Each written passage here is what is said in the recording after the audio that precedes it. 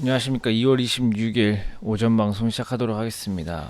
요즘에 계속 이제 파란불만 보여드리고 있습니다. 일단 미국 증시도 우리나라랑 비슷하게 처음에는 이제 반발 매수로 이제 상승을 시작을 했는데, 그 미국 질병당국이죠. 우리나라로 치면 질병관리본부 정도 되는 기관에서 코로나19가 전 세계에서 대유행할 것이다라는 주장을 하면서 하락으로 전환을 하였습니다. 일단 이러한 상황에서 시장은 좀 비둘기적인 연준을 기대한다라고 제가 어제 마감 시황에서도 말씀드렸죠. 이 현재 증시가 바닥이다, 또 현재 증시의 반등이 의미가 있다라고 보기에는 미국 연준의 비둘기적인 태도가 필요했지만, 그 레리 커들로 장관이 미국 경제가 견고하기 때문에 연준이 금리를 인하하지 않을 것이다라고 주장을 하면서 낙폭이 좀 확대되었습니다.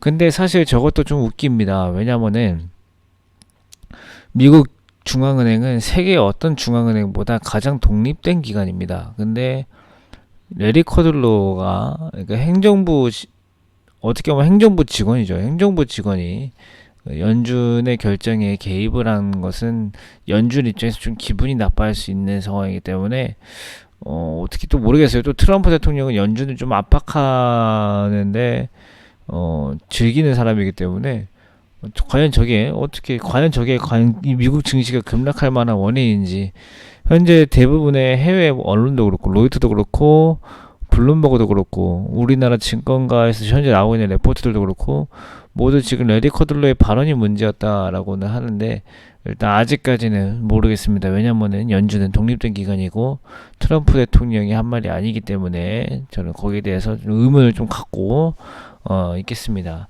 그리고 이제 국채 금리가 이제 사상 최저치 수준까지 하락을 했습니다. 저것도 그렇습니다. 제가 예전에도 말씀드렸죠. 국채 금리가 낮아지면 낮아질수록 금리 인하에 대한 압박은 커진다. 기준금리가 국채금리보다 높을 수가 없는 거기 때문에, 국채금리가 어떻게든 계속 낮아지게 되면은 기준금리도 따라서 낮출 수밖에 없습니다.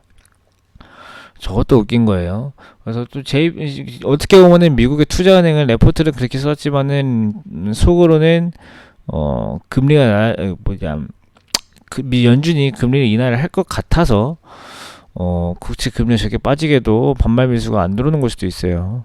그리고 이제 어쨌든 국채 금리가 저렇게 빠져서 JP 모건과 같은 대형주들이 이제 하락을 했고, 카드사, 항공사, 소비업종 이런 것들이 좀 하락을 했습니다. 또 이제 마이크론과 인텔 같은 반도체 관련 종목들도 코로나19로 수요가 좀 둔화될 수 있을 것 같다라는 전망에 필라델피아 반도체 지수는 총 3.06% 이제 하락을 했습니다. 일단은 이제 중요한 거는 미국 시장이 저렇게 급락을 했으니까 오늘 우리 시장이 어떻게 될 것인가 아주 궁금하실 텐데, 일단은 6.75포인트 야간 선물 하락을 했고요. 코스피 200 기준 2% 정도 되는 수준입니다. 아마 그래서 오늘 2% 정도의 갭 하락을 가지고 시작을 할 것 같고요. 2%갭 하락을 가지고 시작을 한다고 하면은 우리 증시 같은 경우 한 2050포인트쯤 되겠죠. 2050포인트쯤 될 것 같고, 아마 2000포인트를 갔다 올 수는 있습니다. 2000포인트를 깨진 않을 것 같은데, 사실 2100포인트도 미중무역전쟁 때 우리나라의 PBR이다 라고 하면서 지켜줬던 선이 2100선이었던 거거든요. 사실 거기를 깨고 나서 낙폭이 좀 커졌고요. 일단은 2100포인트가 깨질 경우 일단은 2000포인트 수준에서 반등이 될지, 어떻게 보면은 재작년과 똑같은 상황입니다. 지금 증시가. 그러니까 지금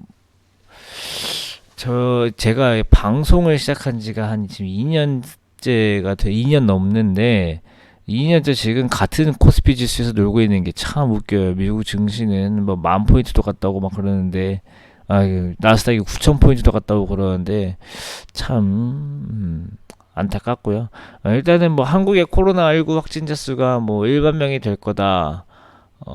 이런 JP 모건에 해서 안 될 말을 하면서 야간 시장에 좀 취약을 했고요.